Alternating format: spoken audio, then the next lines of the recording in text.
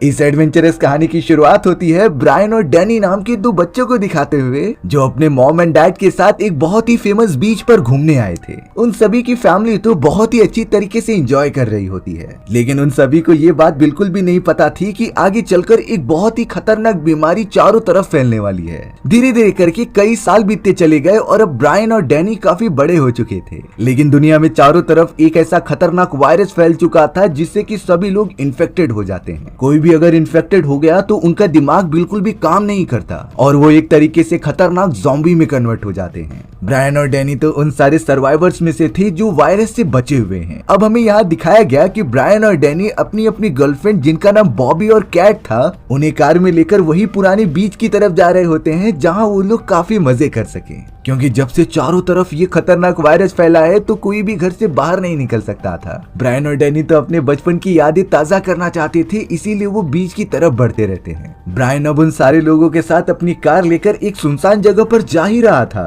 तभी उनके सामने फ्रैंक नाम का एक आदमी आ जाता है जिसने की अपनी कार बीच रास्ते पर खड़ा करके रखी थी। दरअसल फ्रैंक की कार अब खराब हो चुकी होती है, इसीलिए वो ब्रायन की कार के पास आकर मदद मांग रहा था। ब्रायन और बाकी सारे लोग थोड़ा सा डर जाते हैं, इसीलिए उन्होंने अपनी कार के सारे विंडोज बंद कर लिए थे। फ्रैंक जैसे ही कार के पास आता है तभी बॉबी ने दूसरी कार में एक छोटी बच्ची को देखा था। वो बच्ची तो पूरी तरीके से इन्फेक्टेड हो चुकी थी। ये बात उसने ब्रायन और डैनी दोनों को बता दी, इसीलिए अब ब्रायन ने फ्रैंक की मदद करने के लिए साफ साफ मना कर दिया था। फ्रैंक इस बात से बहुत ज्यादा गुस्सा हो जाता है क्योंकि वो इस जगह से निकलने के लिए सिर्फ उन लोगों पर ही डिपेंडेंट था और अगर ब्रायन और उसके दोस्त चले गए तो वो भी यहीं पर फंसा रह जाएगा। इसीलिए अब फ्रैंक उनकी कार को तोड़ने के लिए एक छोटा सा टूल लेके आकर हमला करने लगता है। ब्रायन ने तुरंत ही अपनी कार चालू की और साइड वाले रास्ते से होते हुए दूसरी सड़क पर निकल गया। हालांकि वो सब फ्रैंक के हमले से तो बच जाते हैं, लेकिन अब उनकी कार का फ्यूल सिस्टम खराब हो चुका था। उनका पूरा फ्यूल रास्ते पर गिरते चले जाने के कारण कार आगे जाकर रुक गई थी। बहुत ज्यादा कोशिश करने के बाद भी वो कार को रिपेयर कर ही नहीं पाते और अब उन सभी के पास कोई और ऑप्शन नहीं था फ्रैंक की कार के पास जाकर उससे मदद मांगने के सिवाय। हालांकि ब्रायन कह रहा था कि वो लोग इन्फेक्टेड हो सकते हैं जिससे हमारी जान को खतरा होगा, लेकिन इस डेजर्टेड एरिया में फंसे रहने के बजाय अगर वो लोग मदद करेंगे तो दोनों की हेल्प हो जाएगी। इसीलिए ब्रायन और डैनी और दोनों की गर्लफ्रेंड फ्रैंक के पास चले जाते हैं मदद मांगने के लिए। फ्रैंक भी समझ चुका था कि इन्हें मेरी कार की जरूरत है, इसीलिए फ्रैंक अब उन सभी से बहुत सारा कार फ्यूल लेता है और उन्हें उनकी डेस्टिनेशन पर ड्रॉप करने के लिए कहता है। ब्रायन और डैनी ने तो साथ मिलकर फ्रैंक की कार को भी ठीक कर दिया था। वो सब तो फ्रैंक और उसकी बेटी जो अभी इन्फेक्टेड थी उन्हें कार की दूसरी तरफ रखते हैं और बीच में एक प्लास्टिक का कवर लगा देते हैं। ये सेफ्टी इसीलिए बढ़ती जा रही थी ताकि बाकी लोग भी इन्फेक्टेड ना हो जाएं। अब यहाँ कार चलाते समय फ्रैंक उन्हें बता रहा था कि पास ही वाले एक रेस्टोरेंट को हॉस्पिटल में कन्वर्ट कर दिया गया है और शायद अब तक वहाँ के डॉक्टर्स ने इस वायरस का एंटीडोट बना लिया होगा जिससे कि मैं वहाँ जाकर अपनी बेटी का इलाज करा सकता हूँ। इसीलिए फ्रैंक के बताए गए अनुसार ब्रायन ने कार को उस हॉस्पिटल की तरफ मोड़ लिया था। उन्हें तो रास्ते पर चलते हुए कई घंटे बीत जाते हैं, लेकिन हॉस्पिटल अभी तक नहीं आया था। अचानक उन दोनों की नजर रोड के साइड में पड़े हुए एक कार की तरफ जाती है। ब्रायन और डैनी तो उतरकर देखने चले गए कि ये कार चलती भी है कि नहीं। डैनी जो ब्रायन का छोटा भाई था वो कार का दरवाजा जैसे ही खोलता है तो उसके अंदर एक इन्फेक्टेड आदमी मौजूद था जो पूरी तरीके से मर चुका होता है। उस डेड बॉडी को इग्नोर करते हुए डैनी कार की चाबियां ढूंढने लगा। उसे चाबी तो मिल जाती है लेकिन वो अब नीचे गिर चुकी थी। डैनी जब कार की चाबियों को हाथ में लेकर ऊपर ही उठ रहा था तभी कार के अंदर मौजूद वो इन्फेक्टेड आदमी अपनी आंखें खोल लेता है, यानी कि वो इन्फेक्टेड आदमी पूरी तरीके से जिंदा था। डैनी और ब्रायन तो इन सारी चीजों से बहुत ज्यादा डरते हुए बाकी लोगों के साथ कार में आ जाते हैं, जिसके बाद वो सब उस जगह से काफी दूर निकल गए थे। अगर कोई भी इन्फेक्टेड आदमी अगर उन्हें टच भी कर लेगा तो वायरस उनकी बॉडी में अपने आप घुस जाता था। इसीलिए ब्रायन और डैनी इन्फेक्टेड लोगों से दूर रहने की कोशिश कर रहे थे। अब यहाँ ब्रायन और उसके सारे दोस्त कैसे भी करके हॉस्पिटल तो पहुंच गए थे। वो हॉस्पिटल के अंदर जा ही रहे होते हैं तभी ब्रायन की गर्लफ्रेंड जिसका नाम बॉबी था वो कहती है कि मैं गाड़ी के अंदर ही उस छोटी बच्ची यानी कि फ्रैंक की बेटी जूडी के साथ रुकेगी, क्योंकि उस छोटी बच्ची का भी प्रोटेक्शन करना उतना ही ज्यादा जरूरी था। ब्रायन के साथ काफी देर तक डिस्कशन करने के बाद बॉबी उसे मना ही लेती है। ब्रायन, डैनी, फ्रैंक और कैट तो लगातार हॉस्पिटल के अंदर जाने लगे थे कुछ मदद मांगने के लिए। हॉस्पिटल पूरी तरीके से एकदम सुनसान बन चुका था। आसपास तो कोई भी पेशेंट्स दिखाई नहीं दे रहे होते। सबसे डरा देने वाली बात ये होती है कि हर पेशेंट के स्ट्रेचर के ऊपर काफी सारा खून गिरा था, जिससे कि फ्रैंक की उम्मीद धीरे धीरे टूटती हुई दिखाई देती है। काफी देर तक हॉस्पिटल में ही घूमने के बाद अचानक कैट के पीछे से किसी को भागने की आवाज आती है, जिससे कि अब ब्रायन और डैनी उसी आवाज का पीछा करते हुए एक बहुत ही बड़ी चैम्बर में पहुंच चुके थे। पर आखिरकार वहां पर उन्हें एक डॉक्टर दिखाई देता है जो कुछ बच्चों के साथ अंदर बैठा हुआ था। फ्रैंक तो तुरंत डॉक्टर के पास जाकर उनसे एंटीडोट मांगता है, जिससे कि वो अपनी इन्फेक्टेड बेटी को ठीक कर सके। लेकिन वो डॉक्टर बहुत ही ज्यादा निराश लग रहा था। हमें बाद में पता चला कि वो डॉक्टर और उसके साथ मौजूद सारे बच्चे भी इन्फेक्टेड हैं, जो अब सिर्फ अपनी मौत का इंतजार कर रहे थे। डॉक्टर ने फ्रैंक को बताया कि हमारी पूरी टीम ने वायरस का एंटीडोट तो बना लिया था, लेकिन यह एंटीडोट कुछ समय बाद एकदम से फीका पड़ गया और हमारे ऊपर ही अटैक करने लगा। जितने भी लोगों ने ये एंटीडोट लिया था वो भी इन्फेक्टेड होते चले जा रहे थे और अब हमारे पास कोई और रास्ता नहीं है इस वायरस से पीछा छुड़ाने का। फ्रैंक डॉक्टर से रिक्वेस्ट करने लगता है क्योंकि यही एंटीडोट उसकी बेटी को बचा सकता था। पर अब डॉक्टर कोई भी रिस्पांस न देने के कारण फ्रैंक को काफी गुस्सा आ जाता है। उसने तो ब्रायन के हाथ से एक गन उठाई और डॉक्टर के ऊपर पॉइंट कर दिया। फ्रैंक का कहना था कि अगर तुम मुझे एंटीडोट नहीं दोगे तो मैं तुम्हें जान से मार दूंगा। पर डॉक्टर तो इस चीज पर बिल्कुल भी रिएक्ट ही नहीं करता, क्योंकि उसे पता होता है कि वो एक समय के बाद मरने वाला है। फ्रैंक भी अब पूरी तरीके से टूट चुका था, क्योंकि वो एंटीडोट ही उसकी बेटी को बचाने की आखिरी उम्मीद थी और अब तो वो भी अच्छे से काम नहीं कर रही है। अब हमें यहाँ कार के अंदर बॉबी दिखाई गई, जो फ्रैंक की बेटी जूडी से कुछ बातें कर रही थी।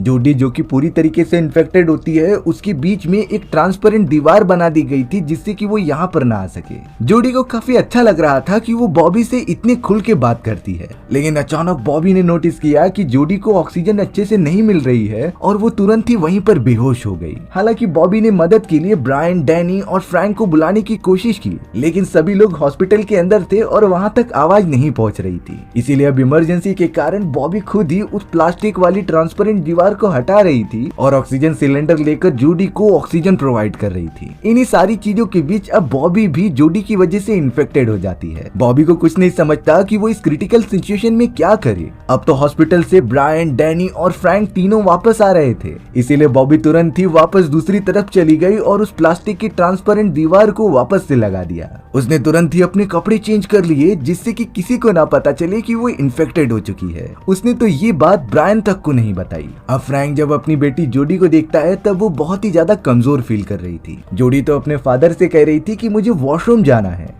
फ्रैंक अपनी बेटी को कहता है कि तुम्हें वॉशरूम अकेले ही जाना पड़ेगा क्योंकि तुम इन्फेक्टेड हो, लेकिन जूडी की बॉडी में इतनी ज्यादा हिम्मत नहीं होती कि वो अकेले चल सके। इसीलिए फ्रैंक अब डिसाइड करता है कि वो खुद ही अपनी बेटी को वॉशरूम लेकर जाएगा। फ्रैंक ने तो डैनी और ब्रायन को कह दिया था कि मैं अपनी बेटी को फ्रेश करा के लेकर आता हूँ, तब तक तुम यहीं पर रुके रहो। फ्रैंक के वहां से जाते ही ब्रायन अपने छोटे भाई डैनी से कहने लगा कि हमें यहाँ से कार पकड़ के निकलना चाहिए, लेकिन डैनी, जो बहुत ही ज्यादा ईमानदार और नर्म दिल था, उसके पास अपनी एक बेटी की जिम्मेदारी है जो पूरी तरीके से इन्फेक्टेड है और उसने मुश्किल समय में हमारी मदद की, तो हमें भी उसकी मदद करनी चाहिए। पर ब्रायन तो अपने छोटे भाई डैनी को जबरदस्ती कार में बिठाता है, क्योंकि इसी तरीके से वो सरवाइव कर पाएंगे, नहीं तो उनका बचना बहुत ही ज्यादा मुश्किल हो सकता था। ब्रायन तो जबरदस्ती डैनी और बाकी दोस्तों को कार के अंदर बिठाता है और फ्रैंक और उसकी बेटी को लिए बिना वहाँ से दूर निकलता है। ब्रायन को इस सिचुएशन में सिर्फ इतना पता था कि उन्हें अपनी जान बचानी है, ना कि दूसरों की। अब वो सभी अपनी कार को एक सुनसान जगह पर लाकर उसकी अच्छी तरीके से सफाई करने लगे थे। उनका मानना था कि कार के अंदर किसी भी टाइप का इन्फेक्शन वाला वायरस रहना नहीं चाहिए, नहीं तो उनमें से कोई भी इन्फेक्टेड हो सकता था। वहीं बॉबी, जो पूरी तरीके से इन्फेक्टेड थी, वो अपने सारे कपड़े कार के नीचे छुपा देती है, जिससे कि किसी को भी उसके बारे में पता ना चल सके। और अब कार को अच्छी तरीके से साफ करने के बाद वो सब अंदर बैठकर एक होटल के पास पहुंच चुके थे, जो पूरी तरीके से खाली हो चुका था। अंदर जाने पर तो उन्हें सारी चीजें तबाह हुई मिलती हैं, जैसे कि किसी ने यहाँ पर हमला किया हो। ब्रायन और डैनी को लग रहा था कि शायद ये काम किसी खतरनाक ज़ॉम्बीज का हो सकता है। ब्रायन तो अब वहाँ मौजूद एक पूल के अंदर सारी चीजों को साफ कर रहा था जिससे वो ये यूज कर सके, पर तभी अचानक उसे एक डेड बॉडी दिखाई देती है जो पानी के अंदर मौजूद थी। डेड बॉडी को देखते ही ब्रायन काफी ज्यादा डर गया और अब वो पानी में गिरने ही वाला था, लेकिन वो डैनी की मदद लेकर खुद को कैसे भी बचाता है, क्योंकि उस इन्फेक्टेड डेड बॉडी की वजह से पूरा का पूरा पानी इन्फेक्शन से भर चुका था और अगर कोई भी पानी के अंदर जाएगा तो वो खतरनाक वायरस उसके भी बॉडी में चले जा सकते थे। ब्रायन, डैनी और कैट तो होटल में मौजूद बहुत ही बड़े गार्डन में आकर काफी मजे कर रहे थे, सिवाय बॉबी के, क्योंकि उसे पता था कि वो इन्फेक्टेड है और कुछ ही समय के अंदर अंदर वो भी मारी जाएगी। बॉबी को कुछ उदास हुआ देखकर ब्रायन उसके पास आता है और उसे किस करने की कोशिश भी करता है, लेकिन बॉबी को ये बात पहले से पता थी कि अगर वो ऐसा करेगी तो ब्रायन भी इन्फेक्टेड हो जाएगा, इसीलिए वो कुछ न कुछ बहाना बना के ब्रायन पर काफी गुस्सा हो जाती है और वहाँ से दूर चली जाती है। ब्रायन भी नहीं समझ पाता कि आखिर बॉबी का बिहेवियर इस तरीके से कैसे बदल गया। अब हमें यहाँ रात के समय केट दिखाई जा रही थी जो टेलीफोन्स पर किसी से बात करने की कोशिश कर रही होती है। उस जगह पर तो अब बॉबी भी आ जाती है। बॉबी को बात करने पर पता चलता है कि केट तो अपने रिलेटिव्स और मॉम एंड डैड को कॉल करने की कोशिश कर रही थी। उसने केट को साफ साफ बताया कि हमारे सारे पेरेंट्स अब मारे जा चुके हैं और अब हम सब भी उन्हीं की तरह जान से मारे जाएंगे कुछ ही समय के अंदर। केट तो बिल्कुल नहीं समझ पाती कि आखिर बॉबी ऐसा क्यों कह रही है। केट तो बॉबी से बात किए बगैर दूसरी तरफ चली गई। केट तो अब डैनी से मिलती है और अब दोनों साथ मिलकर एक साथ बात करने लगे थे। तभी अचानक उन दोनों को अपने आसपास किसी के होने का एहसास होता है। डैनी और कैट उन सभी से बचने के लिए किचन में जाकर छुप जाते हैं, पर वहाँ पर जो भी अनजान चीज मौजूद थी वो उन दोनों को चारों तरफ से घेर लेती है। यहाँ बाहर की तरफ ब्रायन गोल्फ खेल रहा था और काफी सारी ड्रिंक पी रहा था। उसे ये बिल्कुल भी सहन नहीं होता कि आखिरकार बॉबी उससे दूर क्यों जा रही है। ब्रायन तो पूरी तरीके से नशे में धुत हो चुका था और उसे कुछ समझता ही नहीं कि क्या करे। तभी ब्रायन की नजर एक अनजान आदमी की तरफ गई जो उसी होटल में मौजूद होता है। ब्रायन तो कंटेनर के पीछे छुपकर उस आदमी को लगातार देख रहा था जिसके हाथ में एक गन भी मौजूद होती है। जैसे ही वो अनजान आदमी ढूंढते हुए ब्रायन के पास पहुंचा तभी ब्रायन गोल्फ स्टिक से उसके ऊपर हमला कर देता है। ब्रायन उस आदमी की गन लेकर उससे पूछने लगा कि आखिर तुम लोग हो कौन। तब जाकर वो आदमी बताता है कि मैं मेरे ग्रुप के साथ इस जगह पर बहुत पहले से रह रहे हैं। हमारे पास खाने के सप्लाईज खत्म होने के कारण हम वही खाना लेने शहर में गए थे और आज ही हम इस जगह पर वापस लौट रहे हैं। ब्रायन भी देखने पर समझ जाता है कि ये लोग इन्फेक्टेड नहीं हैं, बल्कि ये तो हमारी तरह ही सर्वाइवर्स हैं जो इस होटल के अंदर रह रहे थे। अब बाद में पता चला कि उस आदमी के बहुत सारे ग्रुप्स ने डैनी, कैट और बॉबी को बंदी बना लिया है जो उस जगह पर लेकर आ रहे थे। उस अनजान आदमी के दोस्तों ने तो ब्रायन को बहुत ज्यादा मारा और अपने साथी को छुड़ा लिया, लेकिन ब्रायन तो पूरी तरीके से नशे में एकदम धुत था। उसे कुछ समझ में नहीं आ रहा होता कि वो क्या करे, इसीलिए ब्रायन लगातार उन सारे लोगों की बेइज्जती कर रहा होता है और कहता है कि तुम कितने डरपोक हो। ये बातें उन अनजान लोगों के ग्रुप्स को बिल्कुल पसंद नहीं आती और वो काफी गुस्सा हो जाते हैं और अब उनके पास जो हथियार मौजूद थे वो उसकी मदद से लगातार ब्रायन को मारने लगते हैं। कुछ ही देर में उन लोगों का ग्रुप ब्रायन और उसके सभी दोस्तों को होटल के अंदर लेकर चले आए। दरअसल उस ग्रुप के सारे लोग अपने एक टीम मेंबर को ढूंढ रहे थे जो इस जगह पर रुका हुआ था। ब्रायन बताता है कि मैंने एक आदमी की बॉडी पूल के अंदर देखी है। जब वो ग्रुप के लोग पास जाकर देखते हैं तो पता चला कि ये तो उनका ही मेंबर है जो अब मारा जा चुका था। उन्हें लग रहा होता है कि ब्रायन और उसके दोस्तों ने ही उनके टीम मेंबर को जान से मारा है, इसीलिए वो काफी गुस्सा हो रहे थे।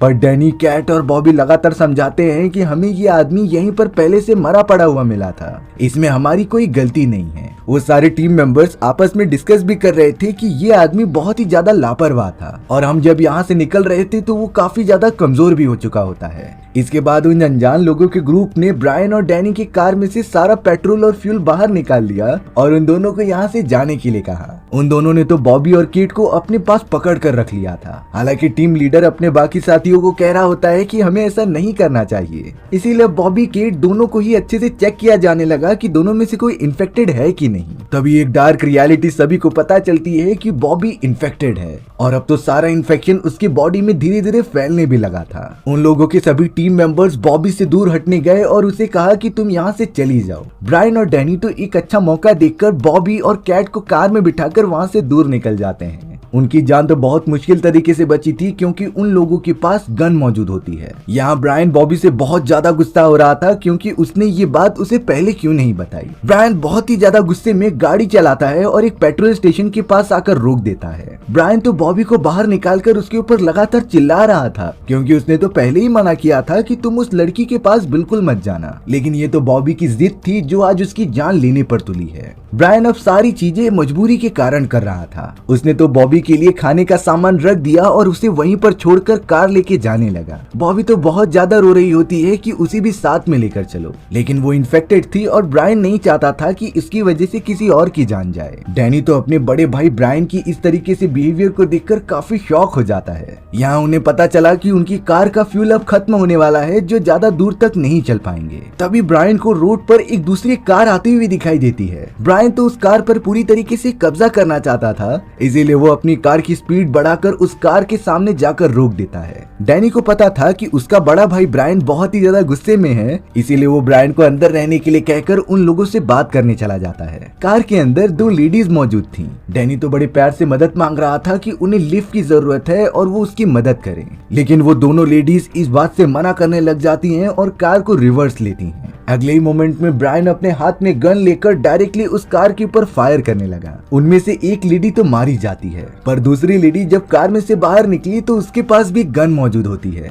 उसने तो तुरंत ही ब्रायन के पैर पर हमला कर दिया। ब्रायन दर्द के मारे नीचे गिर जाता है, लेकिन उसने दूसरी लेडी को भी जान से मार दिया। ब्रायन और कैट तो अब उन सभी की कार को हाईजैक करके वापस जाने लगे थे, लेकिन डैनी अपने भाई ब्रायन की इस बिहेवियर को देखकर उसे रोकता रहता है कि तुम कहीं नहीं जा सकते। डैनी के हिसाब से किसी की जान लेना बहुत ही बड़ा अपराध था, लेकिन ब्रायन तो अपने छोटे भाई की कोई भी बात नहीं सुनता। ब्रायन डैनी को गुस्से में पकड़ लेता है और कहता है कि तुम हमेशा लापरवाह रहोगे क्योंकि तुम्हारे साथ हमेशा मैं रहा हूँ मदद करने के लिए। ब्रायन ने डैनी को एक सीक्रेट बात बताई कि जब हमारे मॉम एंड डैड इन्फेक्टेड हो चुके थे तब मैंने ही कमरे में जाकर बंदूक से उन दोनों को मार दिया क्योंकि उन दोनों की वजह से हम भी इन्फेक्टेड हो जाते, और आज बॉबी इन्फेक्टेड होने के कारण मैंने तुम सभी की जान बचाने के लिए उसे वहीं छोड़ दिया। डैनी इतना तो समझ जाता है कि उसका बड़ा भाई ये सारी चीजें सिर्फ कंडीशन के हिसाब से कर रहा है और उसे सिर्फ हम लोगों की जान बचानी है। डैनी, ब्रायन और कैट अब कार के अंदर बैठकर दूर जाने लगे थे। ब्रायन के पैर पर गोली लगने के कारण उसका काफी ज्यादा खून बह रहा था, इसीलिए डैनी और कैट पास ही में मौजूद एक घर के पास रुकते हैं उसकी बैंडेज करने के लिए।